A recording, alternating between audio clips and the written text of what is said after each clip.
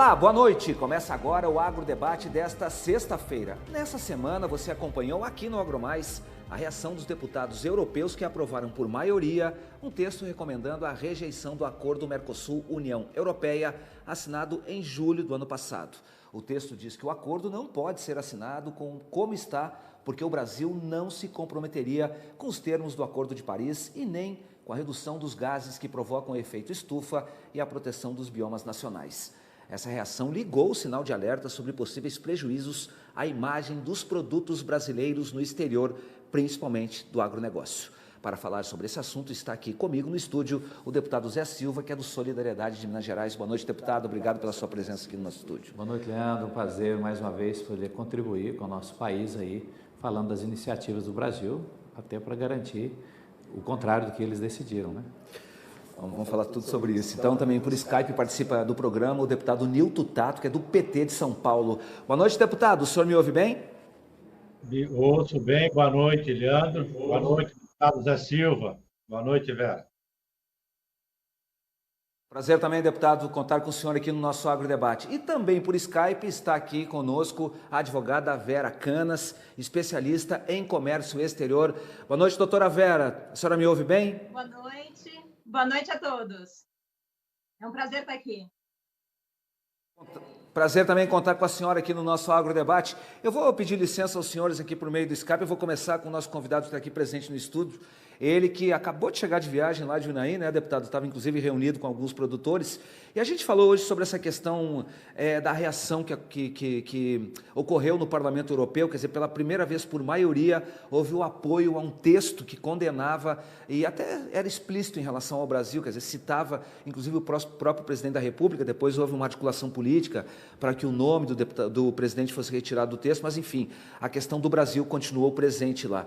Como é que o senhor vê essa questão neste momento? A gente está vendo, por exemplo, que há muita rejeição e muita gente apontando o dedo para o produtor brasileiro e para os produtos brasileiros. Para a gente fazer uma introdução nessa conversa, o senhor entende que, de fato, esta reação aí pode acabar provocando prejuízo ao produto brasileiro no exterior? Boa noite, doutora Vera, meu amigo Nilton Tato, parceiro de muitos debates. Bom, com certeza é de estarmos muito preocupados, até porque o agronegócio, a agricultura brasileira, ela precisa, sim, de medidas concretas, tanto por nós, do Parlamento Brasileiro e também do governo, para cumprir os acordos que foram feitos em Paris, na COP22, na COP25 em Madrid, que aconteceu. E nós temos um conjunto de medidas hoje no Parlamento Brasileiro, que nós queremos aprová-las ainda esse ano, essas medidas, até por questões de soberania nacional. Antes deles exigirem que nós tomemos medidas, nós precisamos fazer leis e as decisões do governo brasileiro têm que serem no sentido de que o que é aprovado no Brasil tem que ter uma isonomia das exigências do mercado internacional. Então, é muito preocupante, sim, para o agronegócio brasileiro, a medida que eles tomaram, mas é mais preocupante ainda se nós não tomarmos medidas preventivas. E o que eu chamo de medidas preventivas? Nós precisamos ter um conjunto de leis brasileiras. Eu poderia depois, durante o debate, debater e falar de algumas delas, né? Exatamente para que o agro brasileiro, nós tenhamos mercado internacional. Cada dia que passa, quanto mais o consumidor é consciente, mais ele exige que os produtos sejam sustentáveis do ponto de vista ambiental, sejam socialmente justos e também eles não tenham um dos pontos que o Brasil, a fotografia do Brasil hoje, ela é preocupante. Porque uma coisa é eu discordar do que estão falando, mas a fotografia, ela mostra a realidade. Então, nós temos grilagem, nós temos terras que precisam ser regularizadas, e isso é a preocupação que o mundo tem com o Brasil. Agora, evidentemente que não só o Brasil que tem que cumprir seu dever de casa. A gente volta sobre esse tema, deputado. Eu vou pedir licença ao deputado Tato, eu vou direto para a nossa representante, então, aí do gênero feminino, a doutora Vera. Doutora Vera, essas coisas estão todas interligadas, né? Quer dizer, no fim das contas, não adianta você, por exemplo, agir de forma individual e imaginar, por exemplo, que as políticas locais que são aplicadas, por exemplo, internamente, não tem reflexo fora do Brasil. Hoje está tudo correlacionado. Eu queria que a senhora conversasse com a gente, explicasse um pouquinho como é que é essa relação, essa pressão, na verdade, se existe efetivamente do mercado internacional, vislumbrando, por exemplo, essa questão e acompanhando mais de perto essa questão ambiental aqui no Brasil, no que diz respeito à produção primária e todo o impacto que isso acaba tendo nessa questão do comércio internacional, para a gente começar aí essa conversa.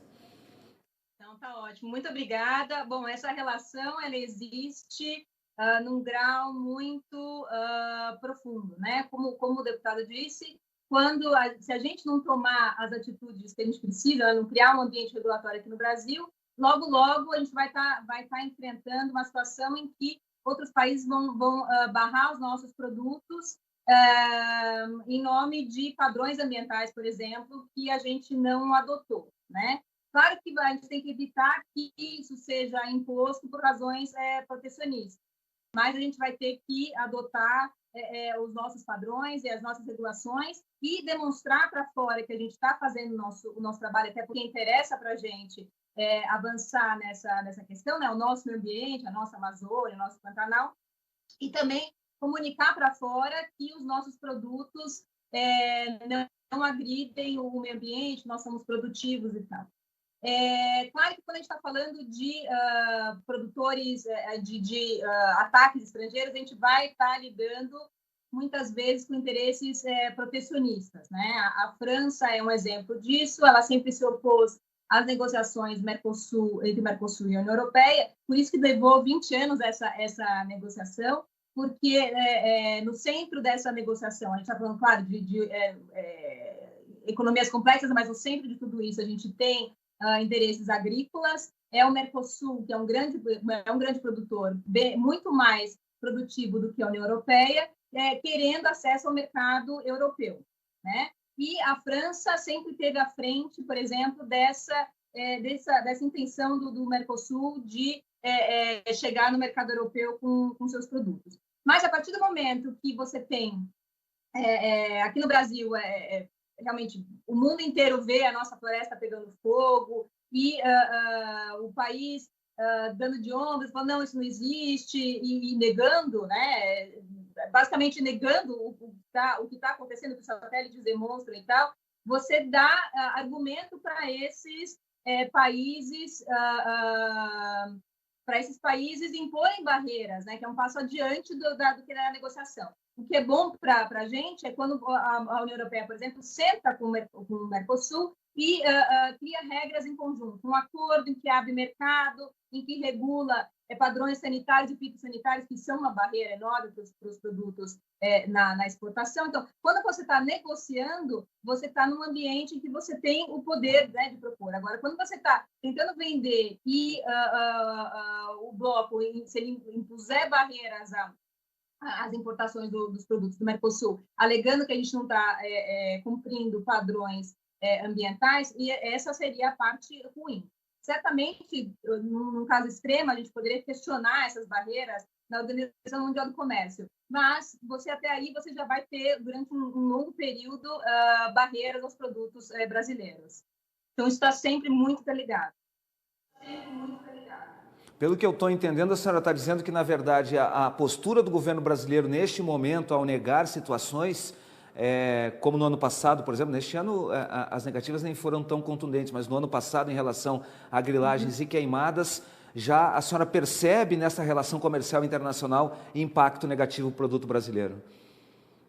Sim, não só a gente percebe, como a gente vê uma reação muito forte do empresariado brasileiro, tá? Se você for ver, houve uma comunicação dos setores empresariais aqui do Brasil, né, que tomou para si essa discussão. Então, quer dizer, veio de fora, mas foi definitivamente incorporada. Agora a gente pode dizer que foi definitivamente incorporada pelo empresariado brasileiro, mas essa pressão sim veio de fora. Então, você tem uma comunicação do empresariado brasileiro que foi assinado por CEOs de 38 empresas e de 4 entidades aqui no Brasil. Você tem desde bancos, você tem a indústria, em todos os setores.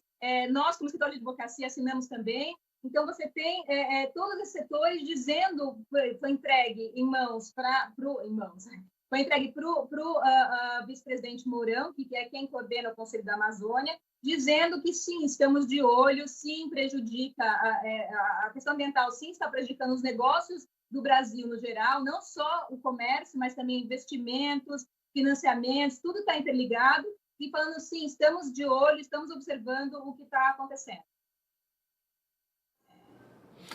Deputado Tato, como a gente viu agora o depoimento da doutora Vera, quer dizer, tudo na verdade está interligado, a gente sabe disso, há uma pressão internacional em relação a essa questão, muitas vezes por causa da questão do protecionismo, ou mesmo barreiras que se impõem aí justamente para proteger setores que são fundamentais para certas economias, e o acordo de alguma maneira ele rompe essas barreiras, mas é preciso tomar cuidado em relação a esse tema, quer dizer, a gente não pode olhar o mercado apenas como um espaço onde você consegue fazer um fluxo de negócio, uma vez que a gente está vendo que o próprio consumidor internacional, e a gente está falando principalmente aí do mercado europeu, a demanda por um cuidado maior em relação à produção com respeito à questão socioambiental, ela é cada vez maior. E de que forma, de fato, esse tema vai acabar, na sua opinião, conduzindo, de alguma maneira, o debate político no Congresso Nacional, nos espaços políticos aí que a gente tem? Cumprimentar, Leandro, cumprimentar a Vera Câmara e o querido deputado Zé Silva. Nós testamos o som agora há pouco e não estava dando eco. Vocês estão ouvindo agora? Tá? Estou ouvindo bem. Tá. E, primeiro que um acordo aduaneiro, um acordo comercial, tá? Ele leva em consideração, evidentemente, interesses do que é melhor para cada bloco, tá? E, portanto, países que estão melhor preparados em determinada área do que é objeto do acordo, vai muito mais ofensivo naquilo que está preparado e também tem política defensiva do ponto de vista daquilo que não está preparado. Um acordo, como disse muito bem a doutora Vera, ela não se trata só de uma relação entre mercados ou tratamento da população dos países envolvidos como consumidores, simplesmente. Também não se trata também de uma relação só dos chefes de Estado.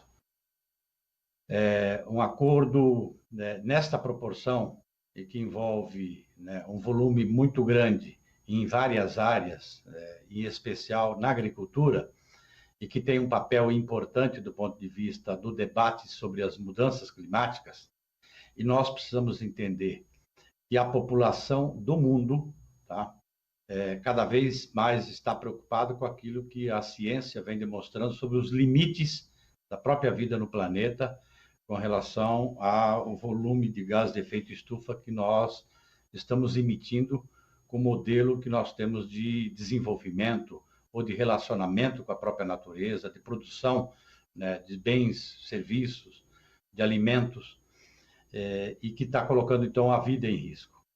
Então, isso faz com que a população do mundo todo, então, em especial da Europa e também do Brasil, fique muito atento se esses acordos comerciais não tenham o mínimo de cuidado com essa agenda ambiental, em especial naquilo que está relacionado com o debate sobre as mudanças climáticas. A outra coisa, que também, evidentemente, não é expressado nas críticas que são feitas à forma como o Brasil vem conduzindo a sua política ambiental, é também aquilo que há um movimento no âmbito internacional de redução drástica do uso de agroquímicos, de agrotóxico em especial. E aí nós estamos falando, então, de consumidores, mas também de consumidores que estão preocupados com o impacto que os agrotóxicos têm para o meio ambiente, mas também de consumidores, que também estão preocupados com a saúde. E o modelo de agricultura nossa, ele é de uso intensivo de agrotóxicos. E também é um modelo expansionista do ponto de vista do território, tá? Ao mesmo tempo que você tem um desenvolvimento de tecnologia para aumentar a produtividade, tá?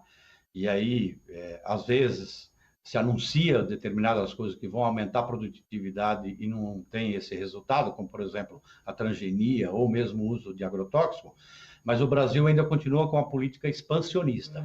Expansionista no sentido de abrir fronteiras para ampliar o espaço para a agricultura. E, evidentemente, num país da dimensão do Brasil, com a quantidade de floresta, com a sua biodiversidade, e que o papel que essas florestas têm sobre o debate, sobre o clima em especial no âmbito internacional, evidentemente que na população da Europa pressiona para que os seus líderes, seus políticos, entendeu, não avancem no sentido de assinar se o Brasil não cumprir com aquilo que o Brasil, inclusive, acordou no âmbito internacional. Também é importante dizer aqui, né, que parte de não avançar, parte da pauta por não avançar e da crítica que é colocada por não avançar o acordo União Europeia-Mercosul, também está relacionado com a pauta de direitos humanos, a pauta de direitos coletivos.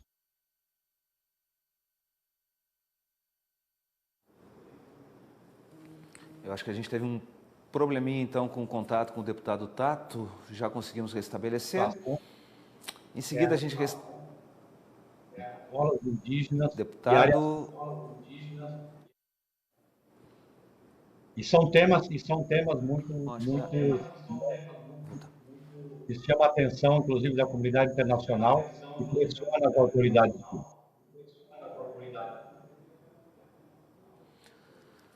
Sem dúvida. Deputado, a gente teve um pequeno probleminha com a sua comunicação, acho que ficou um pouquinho prejudicado o final do raciocínio do deputado, né? Se o senhor pudesse concluir a última parte, o senhor vinha falando exatamente sobre essa questão da progressão aí, se o senhor pudesse repetir para a gente só concluir o raciocínio, para a gente pegar esse gancho que o senhor acabou de falar, por gentileza?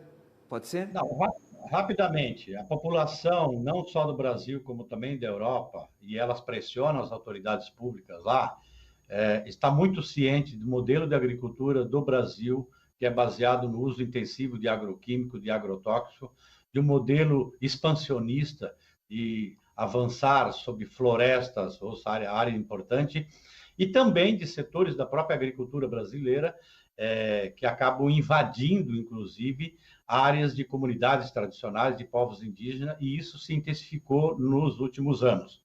Então, isso, entendeu? A agenda de direitos humanos e a agenda ambiental, hoje ela é uma agenda discutida nas ruas, no Brasil e na Europa.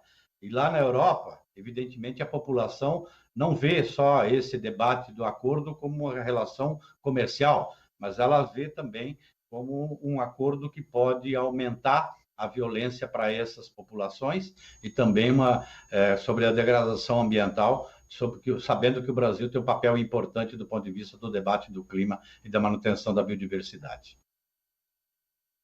Então, pegando esse gancho aqui do deputado Tato, o Brasil tem compromissos que são assinados lá no Acordo de Paris e outros compromissos ambientais que foram assumidos pelo país, e foi elogiado, inclusive, nos foros internacionais com relação a esses compromissos assumidos, embora alguns deles, de fato, não tenham avançado aqui no Brasil. A gente pode citar especificamente o Pantanal, né? A gente sabia, por exemplo, que tinha uma linha de crédito de 400 milhões de dólares disponíveis e nenhum recurso foi aplicado, era dinheiro do Banco Mundial, e por falta, na verdade, de um projeto executivo, a coisa acabou não avançando, mas isso a gente entra em detalhe, a gente fala sobre isso daqui a pouquinho. Eu quero pegar esse gancho do deputado, que são esses compromissos ambientais, mas a gente também tem um compromisso com o mundo, que é produzir alimentos.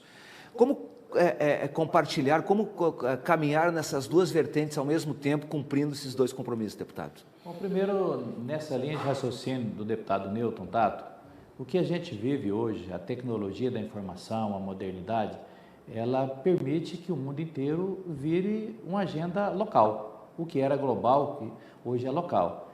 Então, a transparência hoje, em relação às medidas, os compromissos feitos, né, as técnicas que utiliza de produção, cada vez mais todo mundo tem condição de saber onde é produzido, da década de 60, 70 para cá, como que foi a questão das licenças ambientais, né, de queimadas, do documento da terra. E a primeira medida que, na minha visão, o Brasil precisa tomar é o compartilhamento de responsabilidades. Nós sabemos que dos agricultores, dos produtores, aí eu estou dizendo daqueles que produzem nessa relação com o mercado internacional, não estou falando nem da agricultura familiar, que tem um outro foco de produção. Hoje, é um número muito pequeno, segundo falam, não chega a 2%, o que tem medidas que são ilegais de desmatamento, ocupação dessas áreas que o próprio Newton Tato disse. Então o Brasil precisa, o governo, o Estado brasileiro, o Parlamento e o governo federal, cumprir o seu papel, porque se 98% dos produtores cumprem o seu papel, não é os 2% que nós temos que fazer um debate que não seja verdadeiro, não seja transparente, né? Então esse para mim é um primeiro ponto. O segundo ponto é que é preciso que a legislação brasileira, ela seja, aí tem a doutora Vera, que conhece muito bem da legislação, eu defendo, né, e estou atuando junto com outros parlamentares no Parlamento brasileiro, que as leis elas têm que serem construídas de forma isonômica com o mundo inteiro. Não há uma lei boa só para o Brasil. A lei hoje que nós fizemos aqui é para a questão dos títulos verdes, da bioeconomia, das questões sociais que foram citadas pelo deputado Newton Tato, da questão da regularização fundiária. Eu não estou nem entrando na questão comercial, por enquanto, né? Mas são essas medidas que o Brasil tem que tomar, fazendo leis que tenham uma visão também nas relações internacionais, já que tem um acordo Mercosul-União Europeia. Então, para mim, o Brasil tem que cumprir rapidamente. Isso serão as bases. A ciência hoje já nos permite, e ele disse ali da questão do uso dos pesticidas, né? Hoje o Brasil também precisa se modernizar. O Brasil, às vezes, vira entulho de produtos antigos, que a gente demora 8 anos na burocracia brasileira para ter um produto mais novo, mais seletivo, pode até ser um produto biológico, e quanto mais nova a molécula, mais seletiva, você utiliza a menor quantidade desse produto, e a gente está utilizando produtos que são arcaicos aqui no Brasil. Então, é preciso caminhar com a legislação, com a evolução que o mundo que está acontecendo no mundo, né? Então, esse é um ponto que eu acho que também é fundamental. É a pesquisa brasileira, a Embrapa, por que o Brasil deu esse salto? Nós crescemos em 40 anos, a velocidade de crescimento da produtividade de 200%, quase 300%, e a área nós aumentamos 40%. Então, é preciso investir mais em ciência, mais em pesquisa, né? É preciso investir mais em assistência técnica, né? Então, esse dever de casa que vai garantir que o Brasil cumpra essas medidas. Tratar não é obrigado, pois que trata é obrigado a cumprir. Agora, o governo sozinho, ou só os produtores sozinhos, só o parlamento sozinho, não vai cumprir. Então, é preciso que tenha esse arranjo. E um ponto que eu sempre defendo, eu falo que fotografia, todo segundo que você faz uma fotografia, ela é válida. Então, se nós temos uma fotografia do Brasil, da queimada do Pantanal, quem questiona se o Pantanal não queimou? Quem não questiona que a Amazônia teve esse queimado? Então, esse não é a estratégia, eu justificar isso está acontecendo. Eu tenho que ir na causa e trazer medidas concretas para essa causa. Agora, o Brasil, para resolver as causas dos problemas que nós enfrentamos. O Brasil é o segundo país do mundo com a maior cobertura vegetal de florestas nativas. Isso é a grande potencialidade do Brasil.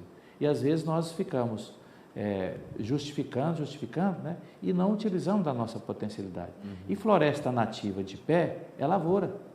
Ela é muito mais rentável para o Brasil, especialmente no bioma amazônico, é muito mais rentável ela de pé do que eu ter que tirar essa floresta para plantar pastagem, para plantar lavoura, até porque hoje as nossas super safras, tivemos a maior safra do planeta, ocupa 8% do nosso território, com agricultura, sem contar pastagem, né? Então, essa visão também que tem que ser ampliada, acho que nós temos que modernizar a nossa visão. Qual que é a briga das grandes potências mundiais? É da economia verde, economia sustentável, e da tecnologia da informação. É isso que vai garantir nós mantermos esse nosso mercado internacional com essa sustentabilidade. Mas eu queria pegar um gancho sobre isso, quer dizer, no ano passado o governo emitiu sinais que foram interpretados como sendo sinais de não respeito ao meio ambiente, sinais emitidos pelo governo brasileiro. Por mais que o governo tenha feito medidas neste ano, que a gente está correndo agora, em 2020, a impressão que dá é que os sinais emitidos no ano passado acabaram tendo mais efetividade do que as ações proativas que o governo venha a ter em relação à questão ambiental. Esses sinais emitidos no ano passado, a postura acabou de alguma maneira prejudicando de tal maneira que está sendo muito complicado reverter essa situação? Com certeza, eu estou falando no sentido conotativo, né? De que a fotografia, Não adianta eu questionar a fotografia, eu tenho que questionar por que a fotografia, se queimou a floresta, por que queimou a floresta? E quantos milhões custa a força-tarefa que o Brasil faz hoje? Eu estou defendendo, inclusive, eu defendi isso com o vice-presidente da República, que é o presidente do Conselho da Amazônia, que em vez de fazer uma força-tarefa militar, que é importante, uma medida ostensiva, e se nós fizéssemos uma força-tarefa técnica, contratar 500 técnicos para o INCRA fazer regularização? E nós temos lá 272 mil produtores que já estão com requerimento, precisam regularizar. Se quem tem que regularizar merece ou não, só vai dizer se eu tiver esses técnicos. Então, se o Brasil tivesse tratado a causa, talvez ele não tivesse ter tantos homens hoje lá da Força Nacional de Segurança cuidando disso, né? Então, quando eu falo dessa fotografia, é isso. Não adianta eu querer justificar por que queimou. Eu quero justificar como defender a queimar. Então, as medidas, para mim, não estão sendo efetivas. Eu não sei quanto que o Brasil está gastando. Aliás, não é nem gasto, é investimento para manter isso, né? Então, a defesa que eu faço é que as medidas legislativas têm que ser nesse sentido e o governo federal é investir nos órgãos como o INCRA, IBAMA, ICMBio, na Embrapa fazer pesquisa e uma força-tarefa técnica para as pessoas estarem defendendo a Amazônia. Quem que defende melhor a Amazônia? Não somos nós aqui de Brasília, nem o Newton no interior de São Paulo, eu no Triângulo Mineiro. Quem vai ter que defender a Amazônia e tem que ter condição para isso são as pessoas que estão na Amazônia lá. E nós temos que dar condição a essas pessoas que moram e quem trabalham e atuam lá, né? Doutora Vera, quando a gente olha o conjunto, nisso que o deputado está falando, por exemplo, a gente olha o conjunto normativo brasileiro que diz respeito à questão da proteção ambiental, às vezes a gente pode até imaginar que tem muita legislação. Para um leigo como eu, por exemplo, que olha esse conjunto normativo, imagina, nossa, mas tem legislação estadual, municipal, federal, e muitas vezes elas se sobrepõem uma à outra. A gente tem lei suficiente e aplicável de fato, ou o conjunto normativo que a gente tem hoje, ele é tão emaranhado que de alguma maneira acaba provocando uma certa insegurança jurídica, porque querendo ou não, no fim das contas a coisa sempre acaba na instância maior no Poder Judiciário, ou no STJ, ou no Supremo Tribunal Federal, em geral vai para o Supremo Tribunal Federal, porque é uma questão constitucional. Isso traz segurança jurídica na questão do tratamento que você tem, por exemplo, nas relações comerciais internacionais, doutora Vera? Bom, do ponto de vista internacional, o que a gente tem? A gente tem acordos ambientais internacionais, como, por exemplo, sobre mudanças climáticas, mas também sobre biodiversidade. Então, você tem o acordo o protocolo de Quioto, e agora a gente tem o acordo de Paris. Então, o Brasil assume uma série de compromissos internacionalmente, tá? Junto com os outros países. E aí, cabe ao Brasil internalizar e aplicar essas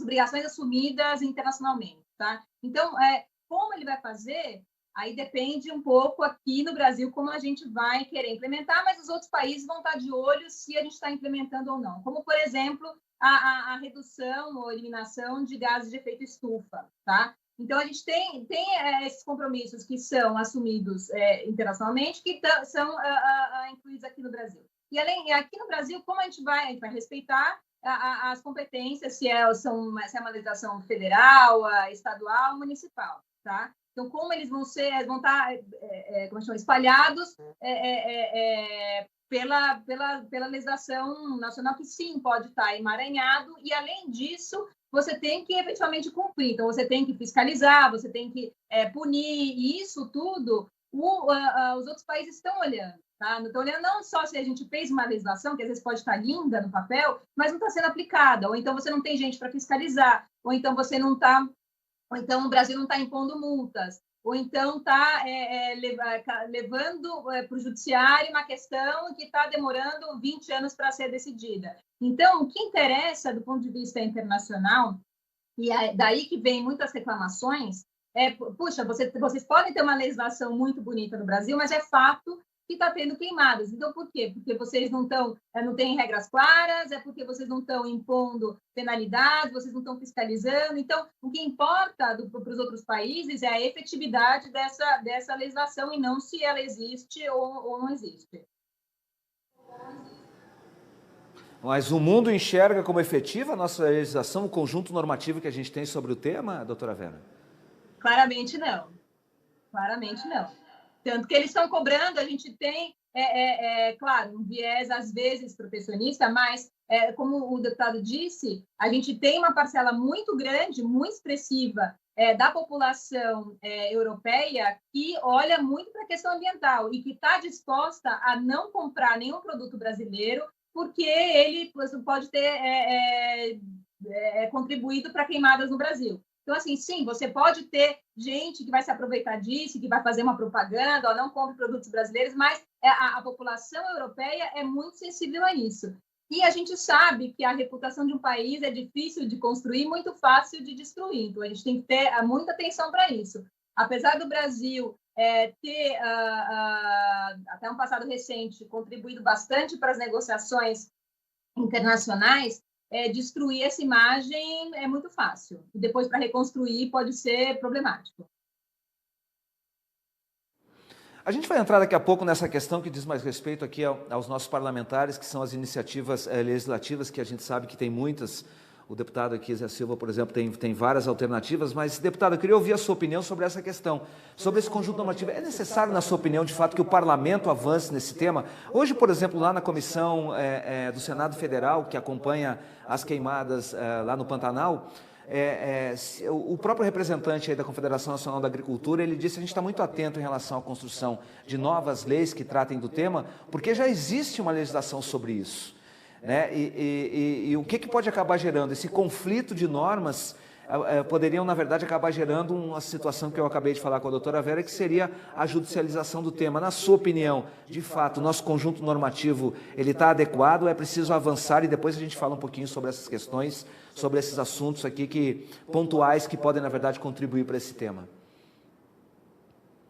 Eu acho que o Brasil precisa, sim, atualizar determinadas legislações do ponto de vista de fazer com que muitas cadeias produtivas venham assumir responsabilidade, em especial com a agenda da transição ecológica.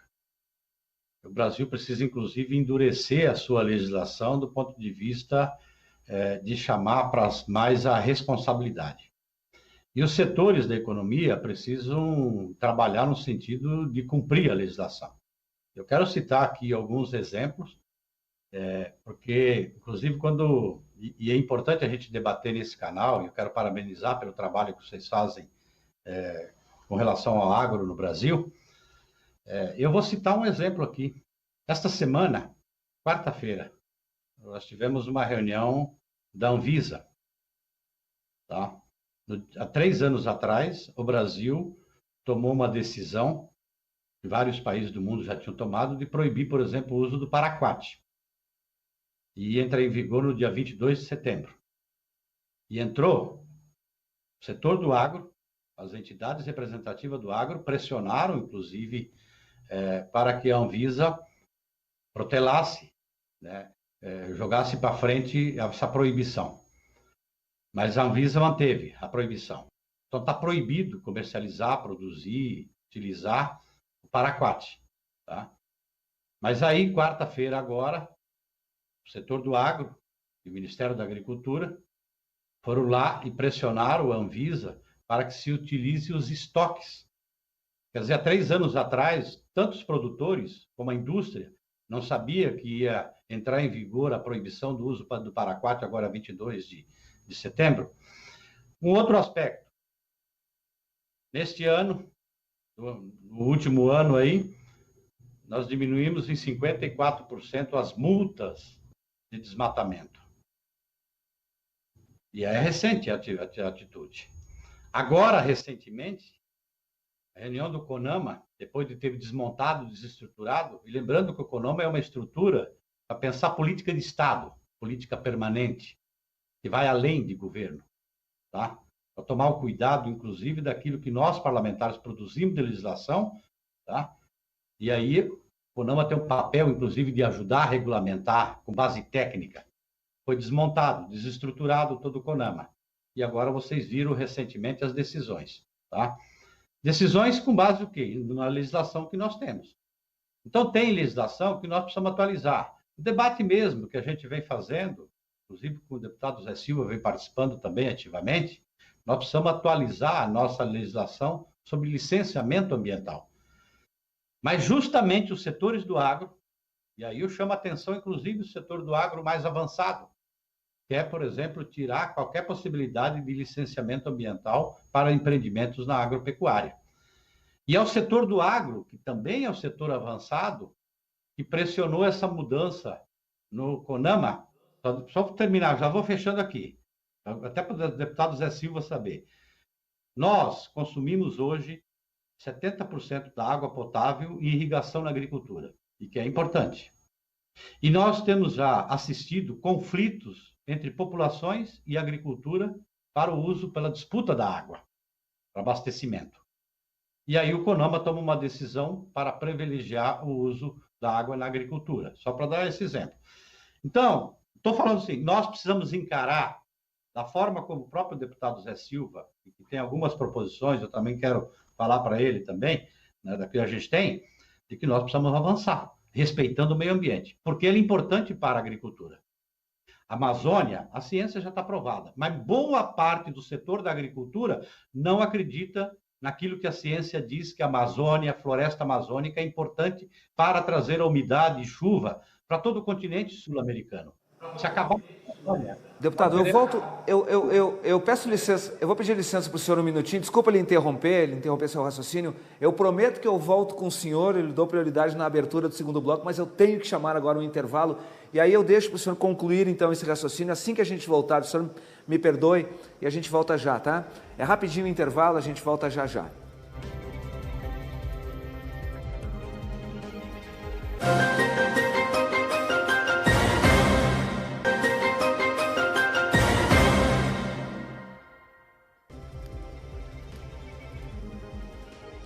Nós voltamos com o segundo bloco do Agrodebate de hoje e no programa estamos discutindo os impactos da política ambiental brasileira no comércio internacional dos produtos, principalmente os agrícolas. Quem participa desse programa de hoje, o deputado Zé Silva, do Solidariedade de Minas Gerais, que está aqui comigo no estúdio, também por meio do Skype, o deputado Nilton Tato, que é do PT de São Paulo, e a especialista em comércio exterior, a advogada Vera Canas, que está também conosco por meio do Skype.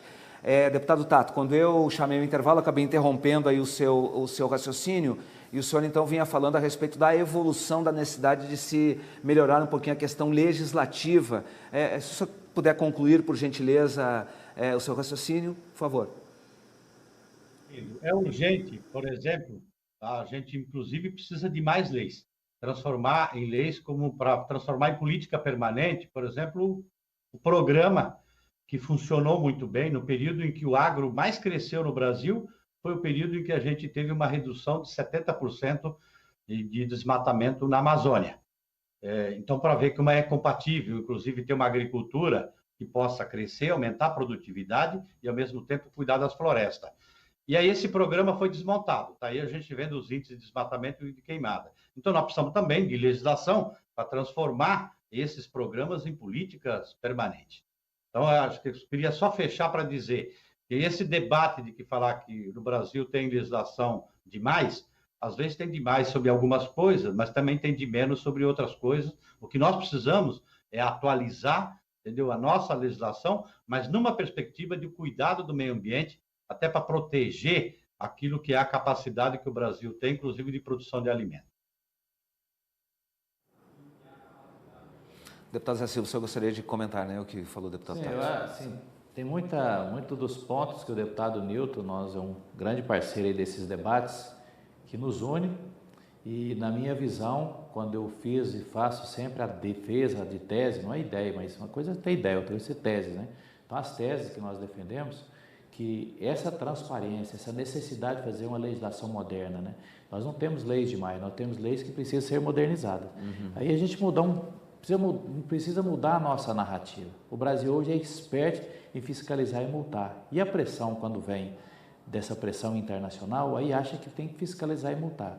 Então, hoje o parlamento tem um conjunto de leis, e o deputado Nilton foi presidente da Comissão do Meio Ambiente, né, sabe disso, vários parlamentares, inúmeros parlamentares têm iniciativas, da gente ter uma nova visão da lei. É muito mais importante você ter uma lei que ela educa, incentiva e premia, fazer a premiação daqueles bons, porque se a gente fala que tem 2% que são os criminosos, E eu, em nenhum momento, eu não vejo ninguém que é da agricultura. Eu estava em Unaí com agricultores jovens, né, que fazem o plantio direto, sabe? Por exemplo, eles estavam lá lamentando, demoraram 20 anos para formar ali matéria orgânica. Com a queimada que veio criminosa, eles vão demorar mais 10 anos, vão perder dinheiro. Cada 10 anos, eles vão, no primeiro ano, perder 10 sacas de soja por hectare ano. Então, a narrativa que o Brasil faz hoje, em vez da gente discutir as potencialidades e resolver a causa dos problemas que, como disse a doutora Vera, é muito mais difícil você perder imagem nossa internacional. A imagem ela vem com ações concretas,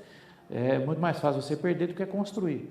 Então, esse conjunto que o deputado Nilton eu também defendo de evolução, por exemplo, licenciamento ambiental.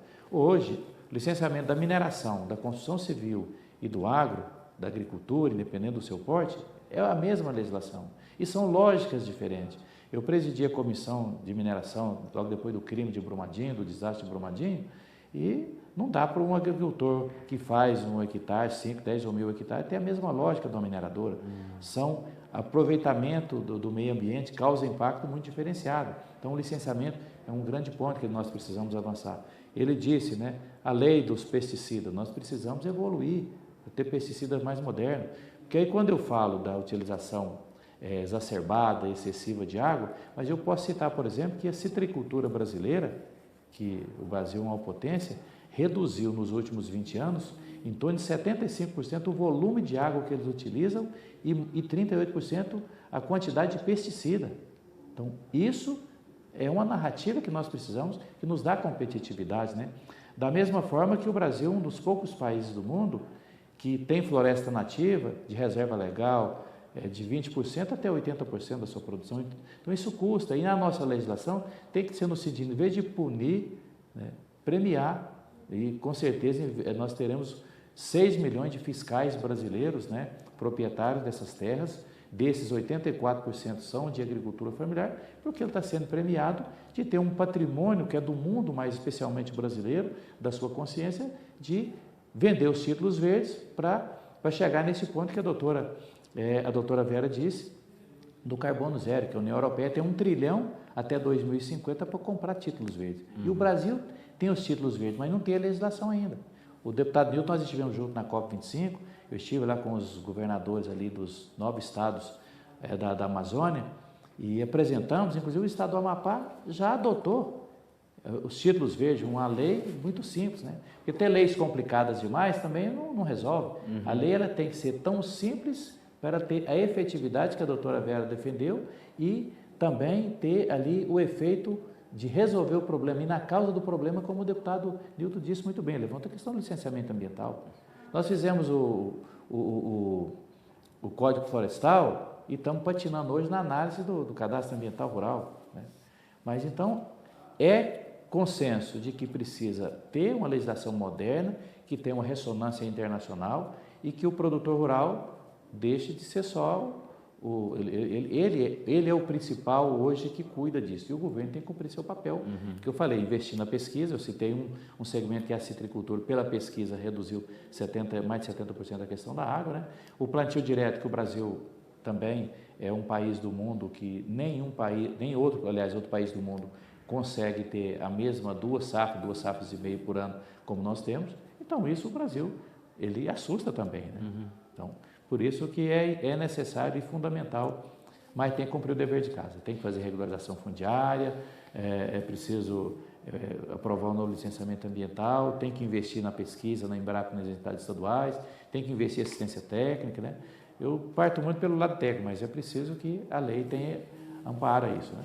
Doutora Vera, essa questão fundiária, hoje, por exemplo, eu falei agora há pouco na comissão externa do Senado Federal que acompanha aí as queimadas no Pantanal, e um dado que foi trazido aí pelo pessoal da Embrapa, lá da Embrapa Pantanal, é justamente o fato de que boa parte, por exemplo, do fogo começou em propriedades abandonadas exatamente por conflito de terra, quer dizer, sem que se chegasse a uma solução. A área ficou em discussão judicial. e muitas delas acabaram, a partir daquela propriedade que não tinha cuidado, ela acabou pegando fogo. Em que medida a regularização fundiária, de fato, na sua opinião, pode contribuir para essa questão do reconhecimento, trazendo segurança, trazendo o compromisso do produtor em relação à área que ele está ocupando? Porque a gente sabe que quando uma área queima, quem mais se prejudica, a gente está falando isso agora, é o produtor, não só pelo custo que ele tem, mas pela imagem que acaba sendo afetada, que a gente está mostrando agora. Que peso isso tem, no final das contas, essa questão fundiária, que para mim parece ser um dos centros, um dos pontos centrais, inclusive, dessa discussão? Uhum. Bom, a regulamentação fundiária tem esse papel que você mesmo disse, né, de dar responsabilidade para o proprietário. Então, se ele pôs fogo na terra dele, e está claro que aquela terra pertence àquela pessoa, ela vai ser responsabilizada. Então, além do dano que ela vai ter, dos prejuízos que ela vai ter, ela também vai ser responsabilizada por aquilo, até se aquele fogo se alastrasse, enfim, ela vai ser responsabilizada por aquilo. Só tem que tomar cuidado para não fazer como se diz, para não regularizar a grilagem, né? Então, quer dizer, pessoas que vão de má fé e ocupam terras e esperando uma regulamentação fundiária para que ela seja beneficiada por essa regulamentação que, na verdade, de terras que não lhe caberiam, né? Que são terras da União ou que são reservas ambientais, enfim. Então, só tomar cuidado, né, com essas duas vias, mas sim, pode ter um papel importante, mas tomando esse cuidado.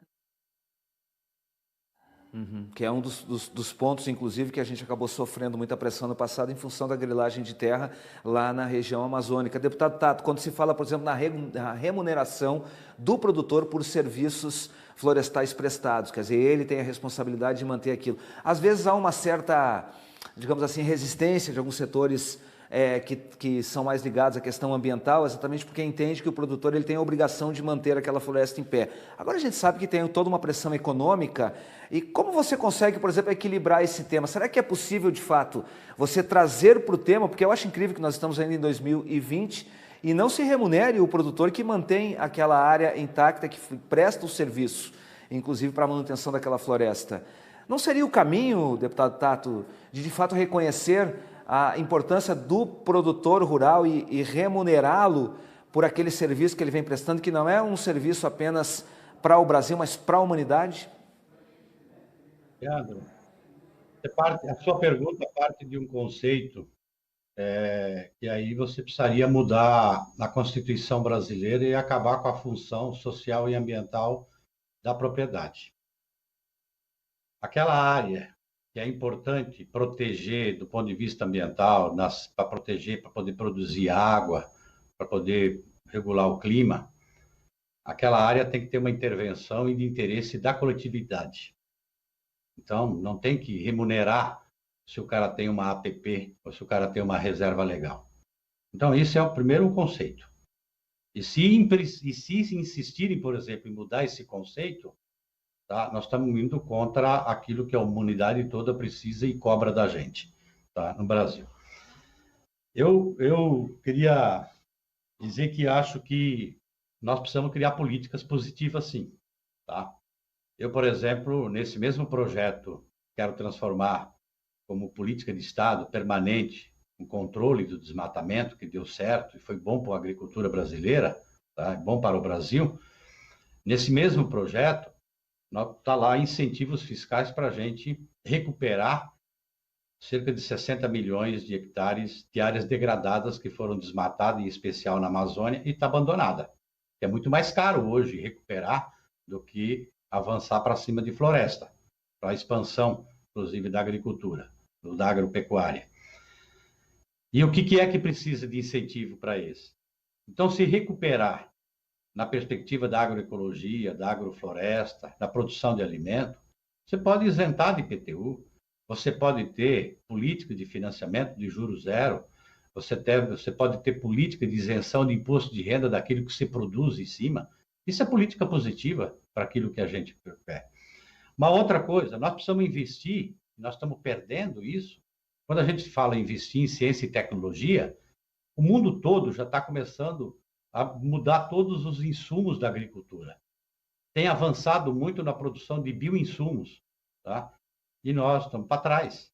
Nós estamos aqui pressionando a Anvisa para liberar mais agrotóxico, mais veneno. Então, é esse debate que nós precisamos fazer. Esse debate interessa para a agricultura. Tá? Então, eu estive agora, 15 dias atrás, lá no Pantanal, Leandro, e aí, essa semana mesmo, na segunda-feira, nós tivemos da Comissão Especial da Câmara, também está discutindo o Pantanal, tivemos uma reunião fechada dos deputados, e a Polícia Federal está apurando como é que se começou os incêndios lá no Pantanal. E ele disse que mais de 90% são incêndios criminosos. Então, o fogo não nasce, ainda mais num período que não tem chuva, ele não cai do céu o fogo. Ele cai do céu, sim, lá no Cerrado, no período de chuva, tá? Nos raios. Mas não é esse período. Então, é fogo criminoso. Agora, se esse fogo criminoso foi feito a partir de fazendas, eu estou falando, é a Polícia Federal que está dizendo, não sou eu. O presidente é que colocou a culpa lá em indígenas e caboclos. Estou falando aquilo que a Polícia Federal, tanto é que foi fazer busca nas fazendas, tá? Com autorização da Justiça. Por que está colocando fogo no Pantanal? Uma outra coisa que nós precisamos também debater aqui, por isso que é importante a legislação, ali na parte alta do Pantanal, naquilo que chama do Planalto, já do Cerrado, nós tivemos uma mudança drástica nos últimos 20 anos do uso do solo, expandindo, então, muito a plantação da monocultura do soja, do milho, do gado, mas da soja e do milho, que tem causado a diminuição de água em 20% dentro do Pantanal, nesse período, por causa do assoreamento. E aí começa também a ir agrotóxico para dentro. Tanto é que nós temos cerca de 1/4 da água que, inclusive, chega na casa das pessoas com resíduos de agrotóxico, depois de tratado. Esse debate nós precisamos fazer com profundidade, entendeu? Que agricultura que nós queremos. Não estou nem aqui discutindo, tá? Que é o debate mais profundo que nós precisaríamos fazer nesse acordo, por exemplo, Mercosul, União Europeia, que é aquilo que o agro sempre fala, olha, não, a nossa vocação é produzir alimento para o mundo. Mas produzir alimento exportando boi vivo, exportando grãos, né? Qual que é o investimento que nós temos em tecnologia para poder aprimorar, respeitar o meio ambiente, agregar valor, né? Aquilo que a gente viu em parte do país, você tem uma cadeia de pequenos agricultores, entendeu? Que produz, agrega um valor.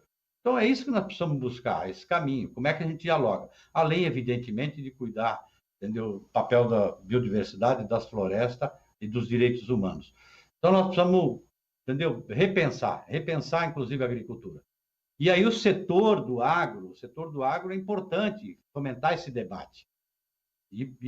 E o deputado Zé Silva sabe muito bem que na hora do vamos ver, que precisa fazer enfrentamento, inclusive, né, daquilo que está tendo, que o governo Bolsonaro está fazendo de retrocesso, o setor do agro fica calado. Você sabe o que eu estou dizendo aqui, né? Você sabe o que eu estou dizendo aqui, Zé Silva? Porque precisa enfrentar. Aquilo que o Bolsonaro tem feito, entendeu?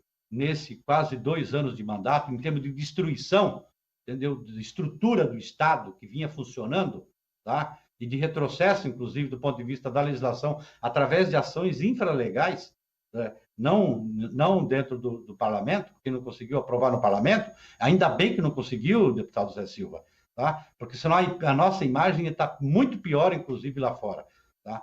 E essa imagem lá fora, eu quero dizer, não tem nada do debate de soberania. Eu sempre digo, tá? As florestas brasileiras, é do Brasil a responsabilidade de cuidar. Ela é patrimônio do povo brasileiro. E nós temos que dar o exemplo, nós temos que fazer. Não por uma imposição de fora, mas porque nós entendemos que é importante. Porque nós queremos construir um país que respeite o meio ambiente, que respeite as pessoas, que inclua as pessoas.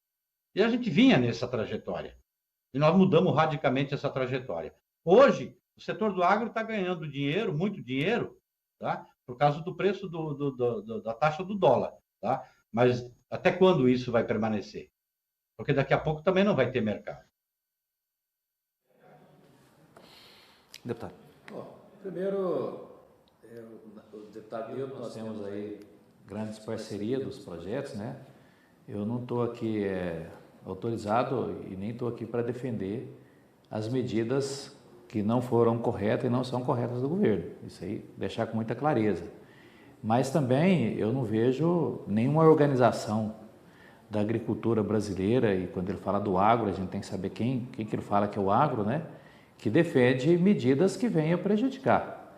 Inclusive, quando eu falo, a gente tem que separar o joio do trigo, mesmo quando a doutora Vera disse da regularização fundiária, nós lutamos, e inclusive tem iniciativa, projeto da minha autoria, e não é da minha autoria, foi construído com muitos parlamentares, para que sejam regularizadas aquelas propriedades que o INCRA vai lá e comprove a efetividade, como que eles chegaram naquela propriedade. Grilagem é crime, e crime tem que ser tratado pela Polícia Federal, como ele mesmo disse. Queimada ilegal, lá tem que ser tratado com a Polícia Federal. Agora, é muito da narrativa também, sabe, Leandro? Qual que é a narrativa?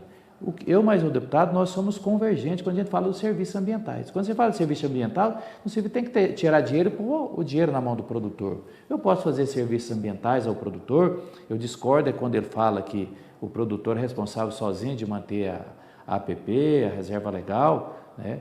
Como isso traz uma consequência, um benefício para o mundo. Primeiro, pela consciência, tem que ser preservado. Constitucionalmente, o Brasil tomou essa decisão. Então, eu acho que a narrativa, quando eu defendo essa narrativa, que o serviço ambiental, ele pode ser pago de diversas formas. Eu posso premiar o agricultor, como ele diz, com taxa de juro zero. Eu posso premiar com outras ações do Estado brasileiro, não de governo, mas do Estado brasileiro. Agora, aquela reserva legal, parte do patrimônio dele, eu discordo também que só o Brasil tem que manter. Não, eles exigem de todos nós, mas eles também têm que nos ajudar a cuidar de um patrimônio que é do mundo. A Amazônia não é um patrimônio só do Brasil, a Amazônia é um patrimônio do mundo, né? Então, quando eu defendo investir na Embrapa, investir na pesquisa, que ele disse ali na ciência e tecnologia, deputado Newton, eu só terei um novo sistema de produção pela pesquisa. Eu sou um pesquisador, eu sou também um cientista, eu sou agrônomo, tenho minha especialização na área da agronomia, né? E nós somos convergentes também nisso. O Brasil precisa aumentar o investimento em pesquisa, porque o novo sistema produtivo mais sustentável é diferente do meu avô, meu bisavô, do seu, da doutora Vera e do Newton, que fazia na foice, no machado, queimava ali aquela vegetação. Hoje eu não preciso mais disso. Né? Mas quem que fez isso? Foi a ciência que resolveu. Então, por isso que a defesa de premiar o agricultor, para preservar, porque também uma coisa é certa, eu gerenciei um programa de revitalização do Velho Chico, do Rio São Francisco, em 200 municípios de Minas Gerais. Não adianta eu revitalizar o rio se o agricultor familiar está do lado ali sem ter o alimento. Ele vai pular no rio, ele vai fazer o trabalho. Então é preciso que tenha esse conjunto de medidas de Estado, que é convergente no que nós estamos dizendo, e principalmente, quando o deputado Newton, e nós defendemos um sistema produtivo mais sustentável, ele só teria esse sistema se tiver investimento em pesquisa. E depois, investimento em assistência técnica, que é uma educação não formal. Então, acho que o Brasil, essa narrativa de eu só falar o que está errado, ela não funciona, mas também o Brasil tem que mudar a sua política, a sua visão de fiscalizar e punir só. Tem que fiscalizar e punir bandido, quem faz ilegalmente. Agora, quem faz certo, eu continuo defendendo que tem que educar e tem que premiar, na forma que o próprio deputado tem iniciativas fantásticas lá no Parlamento brasileiro. Gente, infelizmente o nosso tempo está terminando, acho que a gente teria e tem ainda muito assunto para discutir sobre isso, e eu não tenho dúvida que nós vamos voltar a reunir aqui nesses foros de debate, que eu acho que é debatendo e construindo isso que a gente vai conseguir, na verdade, atingir os nossos objetivos. Doutora Vera, muito obrigado pela gentileza, sua participação aqui no nosso programa, foi um prazer em recebê-la. Muito obrigada, agradeço muito. Deputado Newton, prazer também em receber, em ouvir a sua opinião aqui e entender um pouquinho mais o seu ponto de vista aqui nesse nosso debate. Foi um prazer realmente muito grande para a gente.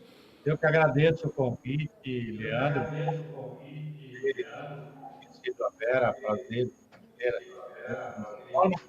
e de rever o amigo Silva, também eu tenho uma admiração muito grande, porque ele mesmo disse. Nós temos muitas coisas que a gente tem ideias diferentes, mas sabemos debater, sempre da perspectiva de construindo, pensando no Brasil, tá? Pensando na agricultura, especial da agricultura familiar. Parabéns, Zé Silva, pelo trabalho que você vem fazendo. Sempre as coisas que eu concordo, mas a forma como você trabalha é possível a gente debater as ideias. Obrigado, Leandro, pela oportunidade e fica à disposição. Muito obrigado, deputado. Deputado Zé Silva, prazer enorme recebê-lo novamente sobre aqui no nosso estúdio. Prazer muito grande conhecer a doutora Vera já no vídeo aqui, mas já conheço o trabalho. Deputado Nilton, nós temos muitas conquistas, muitos desafios enfrentados aqui, como diz lá na roça, né, Nilton? Até nos estrangeiros, lá na Conferência Mundial do Clima, nos debates calorosos e acalorados, né? Na agricultura familiar, como ele disse, sempre uma alegria, querido amigo aí, de desafios e de conquistas também. Muito obrigado pela oportunidade de estar junto com vocês e obrigado pelo convite. O prazer foi todo nosso. O Agrodebate fica por aqui, mas continue no Agro Mais, o canal que é dedicado 24 horas ao agronegócio. Fique agora com as notícias do Agronoite com o jornalista Marcelo Dias. Até mais. Tchau.